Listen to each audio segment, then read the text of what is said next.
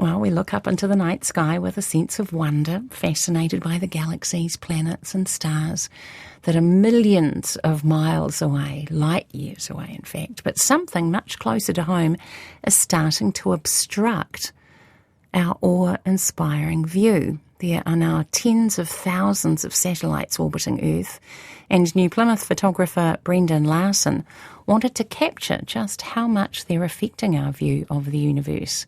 He set up a time-lapse of the snow-capped Mount Taranaki beneath the night sky, but when the final image emerged, he was stunned to see hundreds of satellites criss-crossing the sky above the mountain. And you can see this incredible photo on our website, rnz.co.nz/nights. Brendan Larsen joins me now. Kia ora, Brendan. Kia ora. How's it going? Very well, thank you. How are you? I'm very good, thank you. You've captured something pretty extraordinary with this image of Mount Taranaki at night. Yes, yeah, I think I have. When you first saw the result, what was your reaction? I wasn't totally surprised. I had a suspicion that something like that was going to happen. But yeah, just the sheer number though surprised me. I think I counted over 300 satellites altogether in that 1 hour of images that were combined into the one image. Yeah, that's quite a significant number, isn't it? Take us through your process when you set up that image. Where were you located and what were you looking for before you discovered that you were going to have 338 satellites in the frame? So that was the plan, was to try and get satellites lined up over the mountain, over Mount Taranaki. I've been doing astrophotography for about 5 or 6 years now, and over the last couple of years I've noticed more and more satellites in the night sky, and I've noticed that they tend to be brightest in the west about 2 hours after sunset.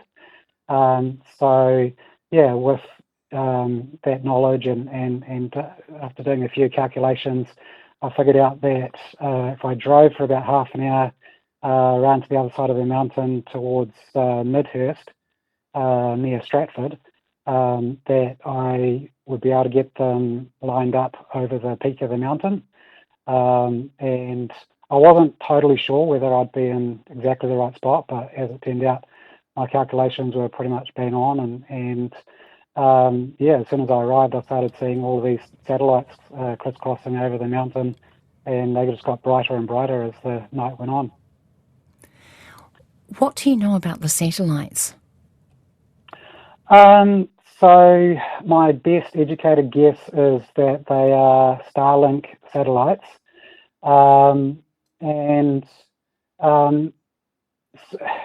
Basically, you can see the satellites any time of night, but there's a thing that happens a couple of hours after sunset where the satellites flare. So I was thinking about this today, try to think of an analogy, and it's kind of like, around sunset when the sun shines on a window in the distance and just you get it just the right angle and it glints in the distance and gets you right in the eye. So that sort of thing is happening when the sun has gone down below the horizon, but these satellites are way up in orbit, and at just the right time, some of them are on in the right angle where that sunlight glints off the bottom of the satellite surface, and then it'll flare really brightly. Some of the satellites, they did flare really brightly, and others were just quite bright already. That's incredible. Now, what can you tell us about what's changed in recent years in terms of what we can see in the sky now? So this is something that a lot of people are not aware of, is just how many satellites are being launched all the time. So on average, it's about 70 per week of Starlink satellites. And then you've got other companies as well. So you're looking at around about 100 satellites per week altogether that are being launched every single week. So we've got well over 10,000 satellites in low Earth orbit now. and over the next few years, that's going to double and triple, if not even more. I mean, I've heard that Elon Musk, who on Starlink, he is wanting to put 1 million satellites into orbit over the next few years. I mean, that's still in the planning phases. It's just the sheer number of satellites that are there now is more than ever before, and it's just increasing exponentially all the time. What does this say to you? You're an astrophotographer, so you're, one would argue, I'm happy to, that you know more than most of us about what is above us specifically. What does the volume of satellites say? What questions does it raise about light pollution and the change to our night sky?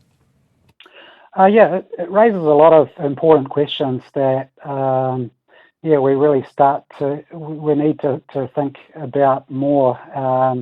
And light pollution is one issue.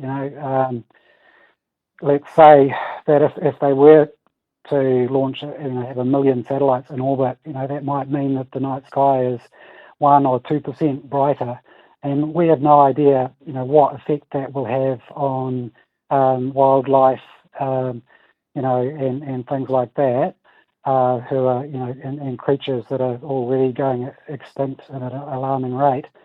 So there's that side of things, and I mean, there's also the whole thing of that at the moment there is an international treaty, a space treaty that most countries have signed, but that was created in 1967, when no one really imagined, the amount of satellites that were going to be launched. And at the moment, it's kind of the Wild West in terms of space and low Earth orbit. So, for example, there's nothing to stop SpaceX or Starlink from having 1 million satellites in space, or even absurd things like a McDonald's logo, for example. There's nothing to stop McDonald's if they decided that they wanted to have a constellation of satellites in space that advertise the Golden Arches. It kind of sounds ridiculous, and you hope that that would not happen because it would be very unpopular. Or another example is there's nothing at the moment, as far as I'm aware, in terms of laws to stop companies from putting giant mirrors in space so that they could have free street lighting, over cities, and that's actually been proposed in I think China a couple of years ago. They were looking seriously at that idea, which from an environmental point of view is just no one's ever done that before, and I mean, having lights in space that could be as bright as the moon every single night. I mean, we just don't know what kind of environmental impact that would have. How much harder is it as an astrophotographer to capture a clear image of the night sky? Can you still capture an image without a satellite in it? I mean, realistically, no. Basically, every photo that I take, and the other astrophotographers, have the same thing. You get at least one satellite, even in a short, maybe 8-second long exposure shot. But more often, you're getting 5, 6, 7, 8 satellites. So I mean, there is ways of removing that, using different tools that you can do it in a few minutes, where you clone out those satellites. So it's kind of a minor annoyance from a editing point of view at the moment, but it's getting worse and worse in terms of it's taking more and more time to edit the photos if you want to edit the satellites out. Some photos I'll just leave the satellites in, but other photos I'll be like, it kind of ruins the image a bit. People want to see the Milky Way and things like that without having all these dozens of satellites spoiling the image and crisscrossing the image. Do you feel you have a responsibility to protect the view of the stars? Oh, yeah, for sure. And that's one of the reasons why I thought it would be worth taking the time to try to capture, an image, with all of these satellites in it, as well as I did a video at the same time. I feel it's one of the few things that I can do is to try to raise awareness about what's going on, because I sort of feel like astrophotographers, we're a little bit like the canaries in the coal mine, maybe, in terms of we're much more aware of what's going on in the night sky than the average person, and maybe, more aware of the increasing pollution of our night sky. How long have you been taking photos of the night sky, Brendan? About 6 years altogether now. That since I got a decent camera that's capable of capturing the night sky or the Milky Way really well. It's quite exciting, isn't it? Oh yeah, I love doing it. What's a highlight for you when you think about the photographs that you've taken, or even more to the point, the photographs that you wish you'd taken? What comes to mind? Yeah, I mean, obviously this I'm pretty proud of this one that I just took, but the ones that I'm most proud of would be images that I've captured of the Milky Way arching over Mount Taranaki.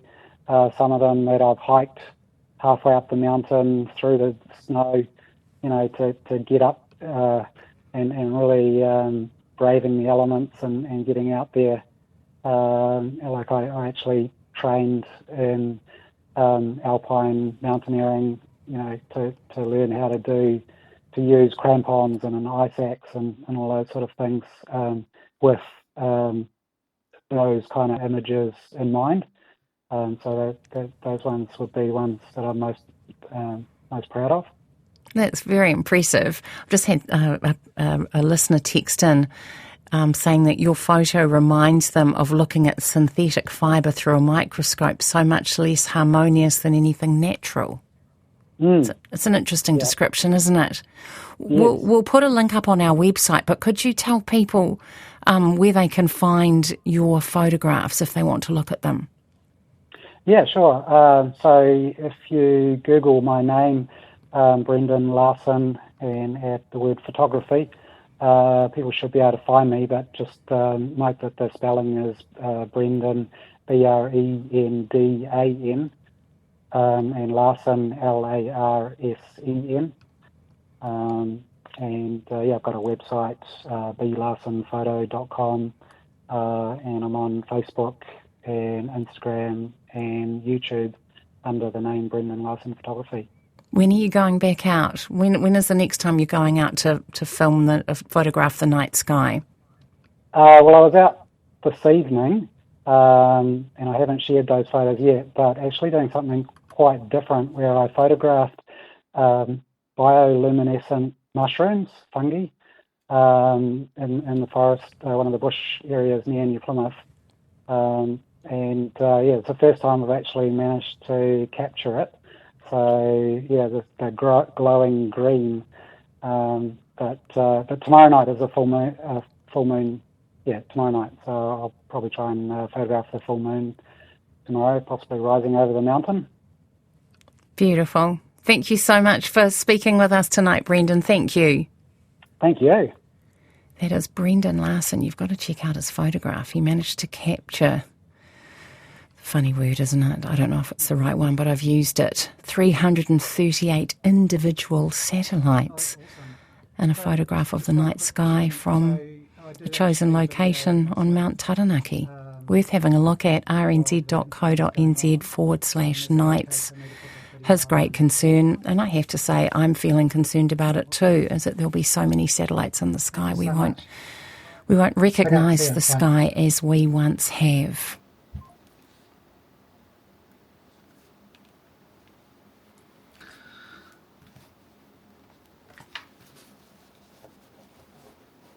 Well, I thought that went pretty well. my first ever live radio interview. So I hope you enjoyed that, and yeah, I'll put this up on my YouTube channel, and if you've got any questions, put them in the comments below. I do try to answer questions. With my previous video that I made showing this image and the video of the satellites, there's been I think nearly 100 comments on the video, and I haven't been able to reply to all of them, sorry, but I do read all the comments and try to reply, although there's been a few people that have been a little bit mean with some of their comments, but you get that sometimes, I guess. Some people are a bit grumpy, accusing me of being a UFO denier or something like that, because I think that they're satellites and not UFOs. But you can't please everybody. I do believe that they are most likely Starlink satellites. So. Anyway, thank you for watching, and yeah, if you haven't already subscribed, if you could subscribe and give this video a like, really appreciate it. And I'm getting so close to getting monetized, and I'm hoping that these recent videos can help get me over the line for monetization. Thanks for watching. See ya.